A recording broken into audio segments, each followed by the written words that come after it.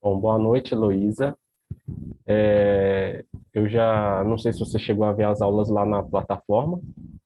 Eu me chamo Rodrigo, eu sou professor de física do curso Livre Kingman e a gente vai trabalhar aí com a parte de física 3, que é eletricidade. Você chegou a ver as aulas lá da plataforma? Assisti todas. Assistiu todos? Ah, então tá, beleza. Foi você que me chamou no WhatsApp, Heloísa? Foi. Ah, sim, beleza. De onde você é? Eu sou de Santos Dumont. Ah, você é de São Simão mesmo. Beleza. Ontem tinha uma galera aí de fora, né? Uma galera do Rio, uma galera de Cabo Frio. Você estava na aula da Cláudia ontem, da professora Cláudia? Tava. Ah, beleza. Bom, então aí a gente vai começar com o conceito da física 3, que é a parte inicial. Heloísa, a gente vai trabalhar com eletricidade. A gente começa com eletrostática. Aí daquelas aulinhas lá, só para fazer uma revisão bem rápida, a gente tem a carga elétrica, né? Aqui a gente tem eu não coloquei aqui, mas eu tenho aquele modelo atômico de Bohr, que é aquele modelo em que, se eu pegar, por exemplo, o átomo de hidrogênio, eu tenho um núcleo, desse núcleo eu tenho um elétron viajando na eletrosfera, basicamente a estrutura seria essa aqui, ó. Eu tenho aqui, sim, tenho aqui a eletrosfera, aqui dentro eu tenho um núcleo, prótono de hidrogênio, onde ali dentro eu tenho um próton, que é positivo, e um elétron viajando ali. E esse elétron ele tem carga negativa, o próton ele tem carga positiva. E a carga elementar é 1,6 vezes 10 a menos 19 coulomb. Para eu descobrir a carga elétrica de um corpo, basta eu multiplicar por N, onde esse N aqui é a diferença entre o número de prótons e o número de elétrons. Se eu tiver, por exemplo, um corpo condutor aqui, sempre, Luísa, que a gente fala um corpo neutro, o corpo neutro quer dizer que ele tem o mesmo número de prótons e elétrons. Se eu tenho, por exemplo, um corpo neutro aqui, eu vou ter um próton e um elétron. O que que acontece, Heloísa, com esse corpo aqui, se eu adicionar mais um elétron nele?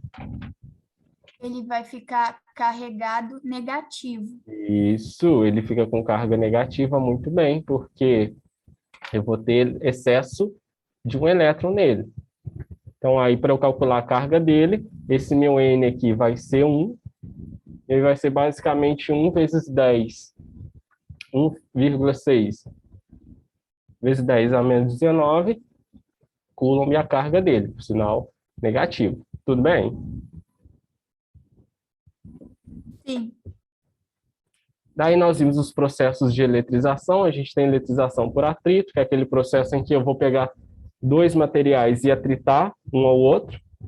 Esse processo, Heloísa, necessariamente deve acontecer com materiais diferentes, tá? Eu não vou conseguir fazer esse processo se eu tiver materiais idênticos.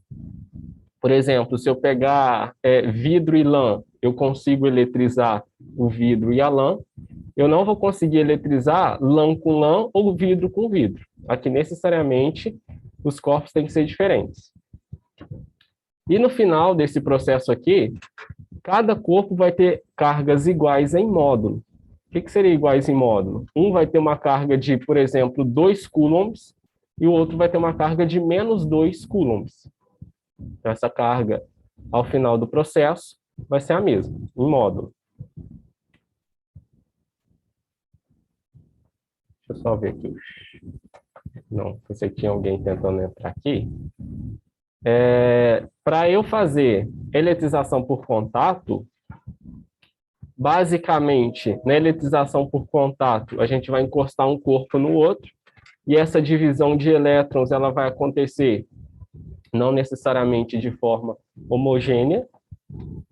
Eu tenho que o meu corpo de maior carga, ou maior raio, desculpa, ele vai ter uma capacidade maior de receber esses elétrons, e o meu corpo menor ele fica com a quantidade menor de elétrons. Essa divisão ela só acontece por igual se os corpos tiverem o mesmo tamanho. Se eu tiver, por exemplo, duas esferas de raios idênticos, RA e RB, elas vão ter a mesma quantidade de carga. Tudo bem?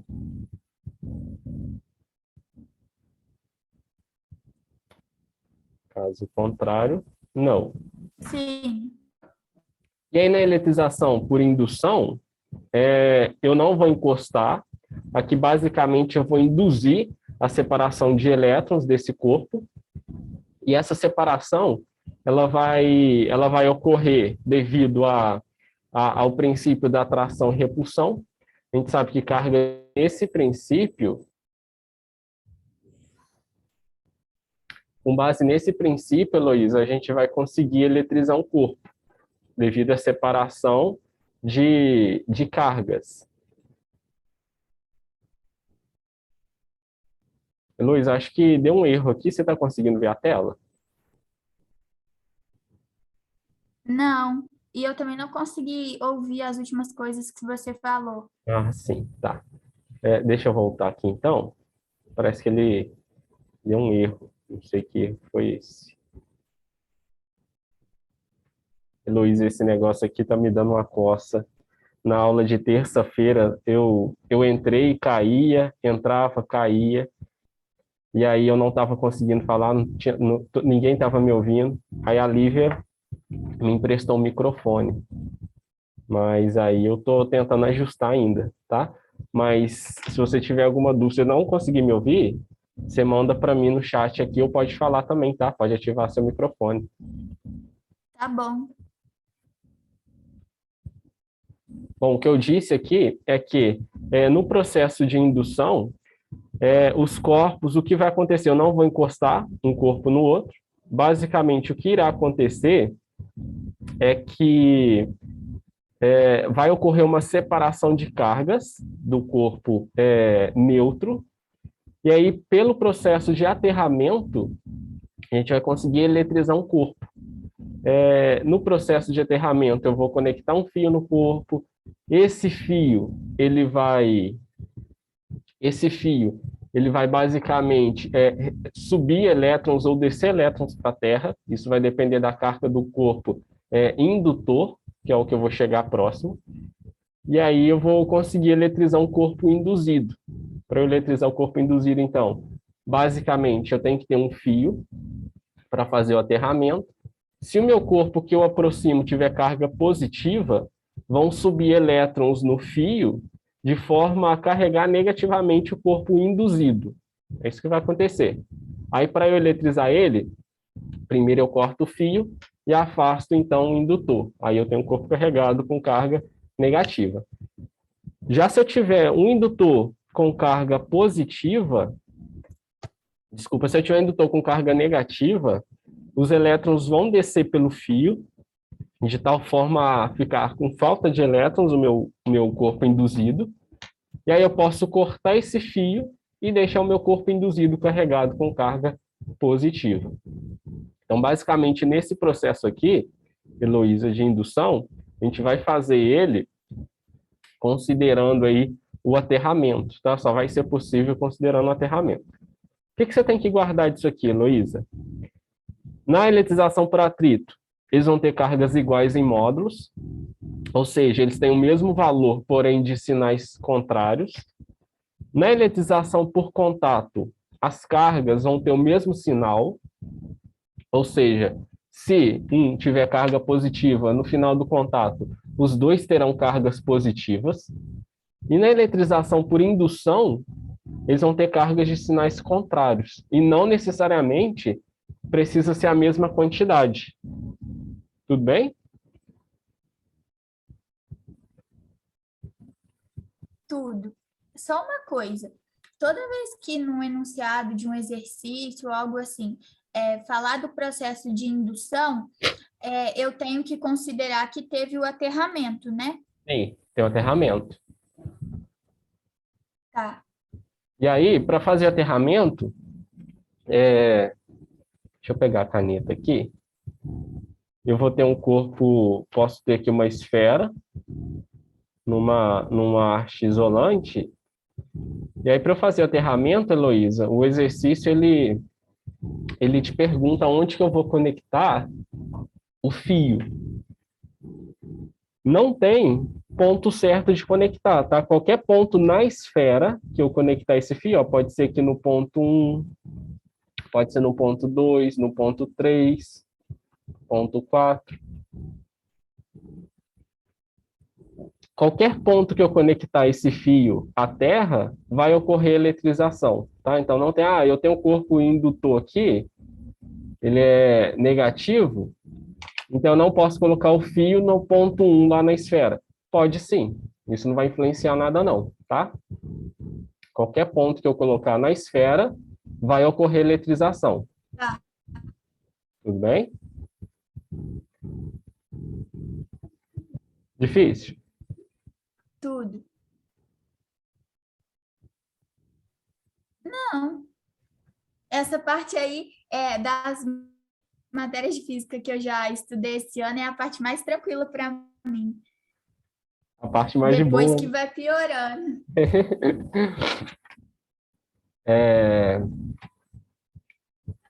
Então, daí dessa interação agora, se eu tiver cargas de mesmo sinal, elas se repelem, cargas de sinais opostos se atraem, vai surgir a força eletrostática. O que é a força eletrostática, Heloísa? A força eletrostática é a força de interação entre dois corpos,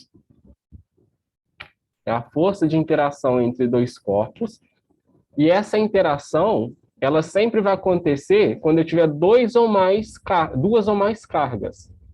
Se eu tiver uma única carga, eu não consigo calcular essa força elétrica.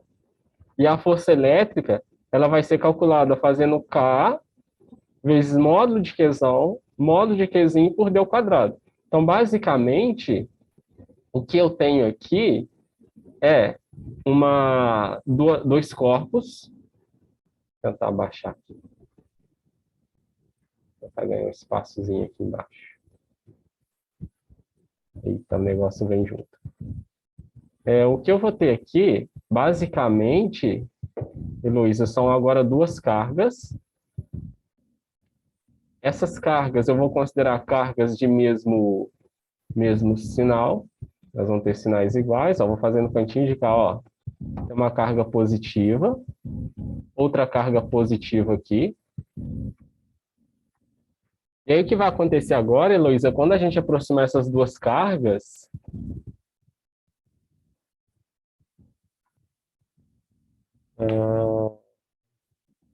sim, então, quando a gente tem mais de uma esfera, elas podem se eletrizar juntos também, tá? Você pode usar aí o princípio da conservação de cargas. A É princípio, que eu fui escrever mais de duas esferas, aí foi errado. tá? Assim, aí vai acontecer, se você tiver mais de duas, elas vão se eletrizar também. Só que aí é comum a gente fazer o contato de duas a duas. Tá? Eu faço contato da A com a B, depois eu faço contato da A com a C, depois eu faço contato da A com a D. Eu vou fazer separado. Mas se você tiver que fazer tudo junto, também não tem problema, não. É só você somar todo mundo e dividir pela quantidade que você tem, se essas esferas forem idênticas, de mesmo tamanho. Fazer uma média aritmética. Tudo bem? Tá bom. Então, olha só, eu tenho duas cargas aqui, uma carga A e uma carga B. Aí, agora, se eu aproximar as duas, Heloísa, elas vão se repelir. Você concorda comigo? Sim, porque elas têm carga de mesmo sinal. Isso, muito bem, Heloísa. Então, se eu fizer a força que A faz em B, ó, eu tenho a distância entre elas, essa distância D aqui. Heloísa, eu esqueci de comentar, eu trabalho também com monitoria de Física 3 na UFJF. Eu tenho por base eu conheço um dos professores que elabora a prova do PISM, e eu já sei mais ou menos o estilo que ele gosta de cobrar e como ele gosta que faça. Então, assim, eu vou tentar te treinar pra você fazer a prova da melhor maneira possível, que agrade ele. Tudo bem? Sim, isso é ótimo. O pessoal fala que ele é meio louco, que ele gosta de colocar umas coisas nada a ver, mas... E às vezes os exercícios também, eles são exercícios literais, tá? O que seriam os exercícios literais?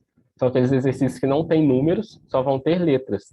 Aí você vai ter que desenvolver uma fórmula para conseguir chegar num resultado e interpretar aquele resultado. Então, o PISM 3 vai te exigir isso. Os outros também, mas o 3 te exige muito mais isso. Eu vou te treinar a fazer esses tipos de análise. Tudo bem? Aham. É que, assim, no meu caso, eu vou fazer só as fechadas de física. Mas mesmo assim é muito importante saber, né? Ah, sim, com certeza. Você não pode zerar, né? É bom não zerar. Quanto mais você acertar, melhor, né? É. Beleza. Então, Heloísa, olha só, eu tenho duas cargas, A e B. Essas cargas estão a uma distância D. E aí eu posso pensar o seguinte: a minha carga A, ela faz uma força em B. Essa força é uma força do tipo repulsiva. E a minha carga B, ela faz uma força em A. Então, eu tenho aqui a força que A faz em B. Essa é a força que A faz em B. Vou chamar de AB aqui. E aqui, eu tenho a força que B faz em A, que também é repulsiva. Luísa, você concorda comigo que se a carga de A for muito maior que a de B, a força que A faz em B é muito maior que a força que B faz em A? Você acha que está certo? Eu acho que sim, porque se A tiver mais carga, ele meio que vai ter mais força. Ah, só que não, tá, Heloísa? Essas forças aqui que eu estou Não? fazendo, não. Tá? Nossa. Essas forças aqui que eu estou representando é um par ação e reação. Quando a gente calcula a força elétrica usando essa fórmula aqui, ó, eu já estou relacionando as duas cargas, o Qzão e o Qzinho. Então, tanto para A quanto para B, essa força vai ser a mesma. Não importa se A for muito maior que a carga B. E não, então, sempre que aparecer essas questões aí com esse desenho, sempre vai ter as setinhas do mesmo tamanho? Sim. A Nossa, gente, já errei questão por causa disso. a gente pode associar isso aqui à força gravitacional. Ó, a força gravitacional, ela vai ser Gzão, Mzão, Mzinho por D quadrado, onde esse D é a distância entre dois corpos celestes. Pode ser, sei lá, Sol e Terra. Vamos definir aqui a relação entre Sol e Terra.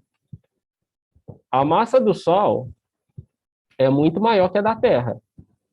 Só que, como a força já envolve as duas massas, a força que o Sol faz na Terra é a mesma força que a Terra faz no Sol. A gente tem um par ação e reação. A gente tem uma similaridade nas duas forças aqui, ó. Aqui eu tenho uma... Mas aí, isso aí não depende se tem a mesma massa, não? Não, a força é um par ação e reação.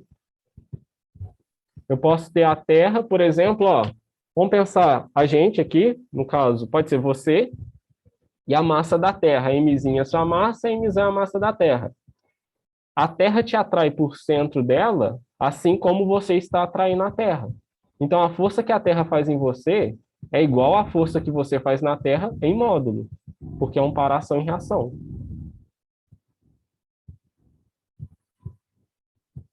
Ah, entendi. Entendeu? Isso é pegadinha, né? De prova.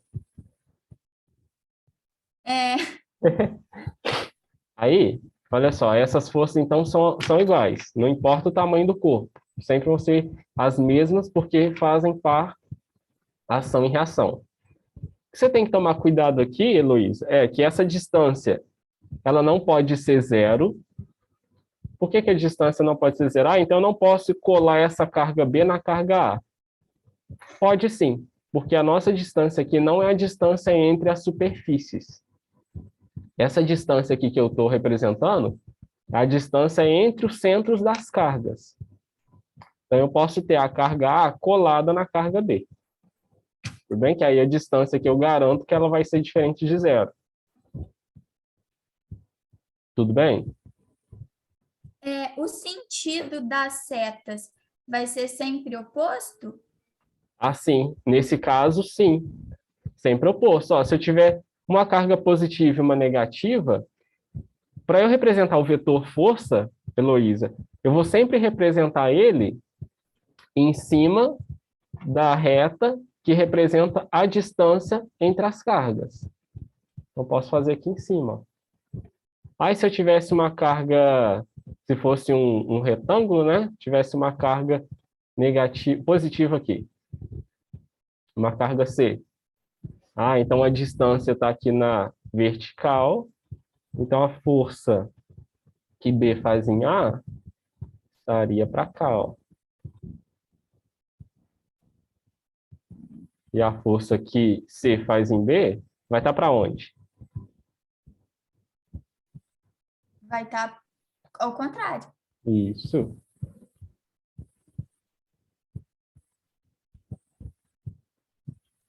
Aí.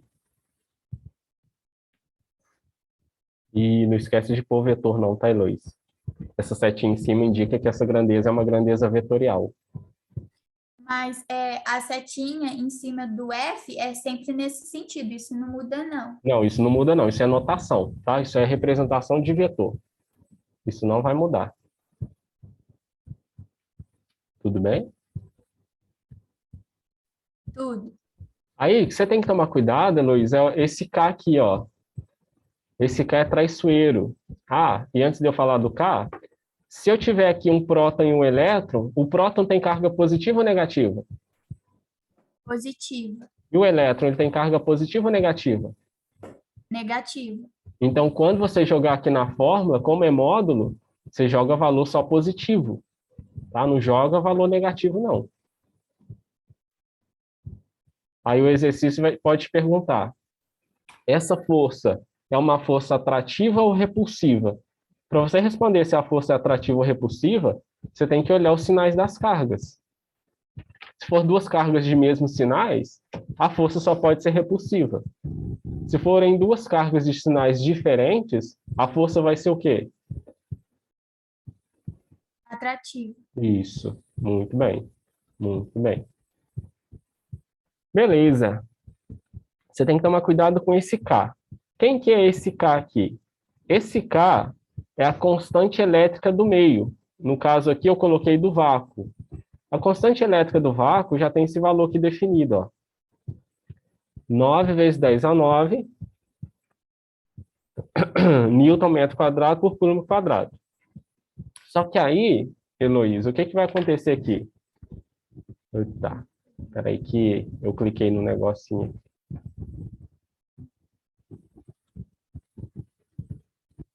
Voltou. O que vai acontecer aqui?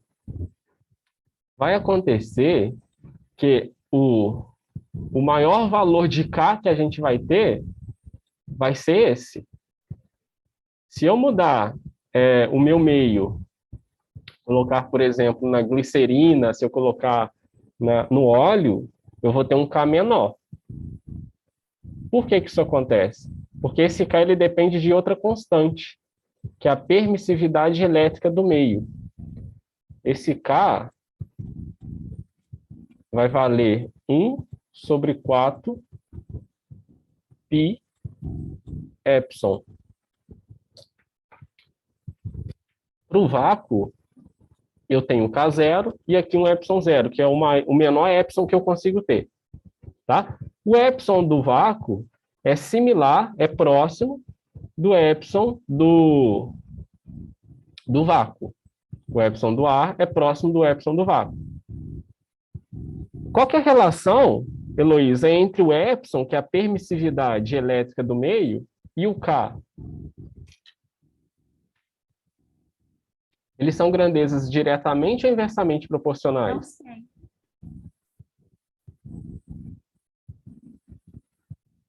Ó, o meu epsilon Diretamente? diretamente, ó, quando é diretamente, a gente tem os dois na mesma linha. Quando é inversamente, eu vou ter um numa linha e o outro na linha de baixo, ou seja, no denominador. Então, nesse caso aqui, o meu epsilon é inversamente proporcional ao K. Seria diretamente, por exemplo, a pressão, ela é diretamente proporcional à altura. Por quê? Quanto maior a altura ou maior a profundidade, maior vai ser a pressão. Então, se a altura aumenta, a pressão aumenta. Agora, quando é inversamente, quando uma grandeza aumenta, a outra vai diminuir. Tá? Se um aumenta, o outro diminui. Então, basicamente, ó, como o meu K, o meu epsilon está no denominador, o meu K ele vai ser inversamente proporcional à permissividade elétrica do meio. Esse símbolo aí que parece um peixinho quer dizer proporcionalidade. Beleza? Beleza. Bom, então epsilon é inversamente proporcional ao K. Se o meu epsilon aumentar, o que vai acontecer com o K, Heloísa? Diminuir? Isso. Qual que é a relação do K com a força elétrica? É diretamente ou inversamente proporcional quando a gente olha para essa expressão aqui, ó? Inversamente. Não, o K. Estão na mesma linha ou o K está na parte de baixo, no denominador? Na mesma linha. Ah, então seria diretamente. O meu F, ele vai ser diretamente proporcional ao K.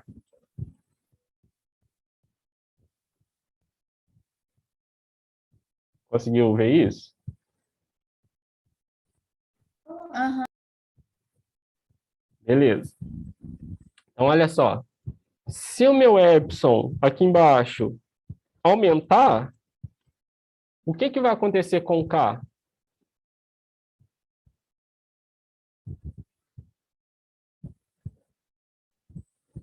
Oi, eu não ouvi. Se o meu epsilon aqui aumentar, o que vai acontecer com o meu K? Diminuir? Diminui. Muito bem. Se o K diminui, e o K é diretamente proporcional à força, o que vai acontecer com a força? Diminuir também? Diminui também. Muito bem. Olha só que conclusão violenta que a gente chegou aqui, Heloísa. Se o meu menor epsilon é o do vácuo e o do ar, que são equivalentes, são muito próximos, do ar, o do vácuo é 1, o do ar é 1,000000004, ou seja, é muito próximo. Então, se eu fizer experimento com duas cargas no ar ou no vácuo, tirar esse experimento do ar, colocar imerso essas cargas na glicerina, no óleo ou na água, o meu epsilon vai aumentar, porque o menor que eu tenho é o do vácuo ou do ar. Se o meu epsilon aumenta, o que acontece com o K? Diminui. Se o meu K diminui, o que acontece com a força elétrica entre as cargas? Diminui também. Ah, então se eu tiro do ar e coloco na água, por exemplo, a interação entre elas diminui. Elas vão sentir uma força menor. Tudo bem? Sim, Conseguiu entender? consegui. Eu vou passar esses exercícios, esse tipo de ideia, a gente tem que acostumar a fazer, que isso vai fazer diferença também no campo elétrico. Na próxima matéria que a gente vai ver vai ser o campo elétrico. E aí, como a força, a distância ela é inversamente, o quadrado da distância é inversamente proporcional à força elétrica, quando eu faço o gráfico da força elétrica pela distância, eu vou ter uma hipérbole unilateral. Ou seja, como a minha distância está no denominador, essa distância nunca vai poder ser zero, ou seja, essa curva não toca o eixo da distância. E se eu jogar a distância ao quadrado para a esquerda e passar a força elétrica dividindo, a força também nunca vai poder ser zero, então eu não vou ter essa curva encostando aqui no eixo vertical. Tudo bem? Tudo. Difícil, Heloísa? É complicadinho, mas difícil não é não. Beleza, show de bola. Se você quiser tirar um print da tela, eu vou tentar jogar lá na página de exercícios. Você Eu tem... já copiei essas anotações aí. Ah, É, sim, não tem problema não, show de bola. aqui, só para confirmar.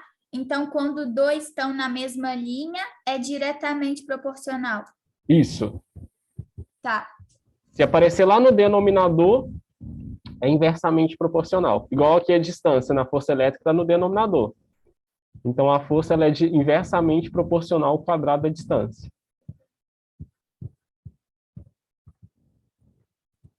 ok. Ok? Aí, se um aumentar, o outro vai ter que diminuir.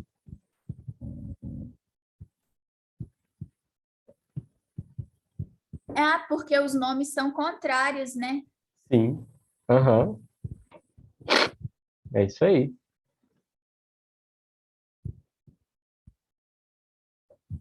Aí, Heloísa, olha só. Quando a gente vai lá para os exercícios, eu vou ter um exercício aqui. Eu vou fazer o seguinte. Heloísa, o nosso tempo está acabando. Já são... Tem 1 minuto para a gente finalizar. Então, o que que eu vou fazer? Eu vou finalizar aqui. Aí, se você puder, na segunda-feira, a gente faz mais uma aula para a gente fazer a lista de exercícios. Pode ser? Pode. Aí seria 6 horas mesmo? Isso. Não, ok. Para mim tá ótimo. Beleza. Então, eu te mando lá no WhatsApp. Assim que eu chegar em casa, eu te confirmo lá.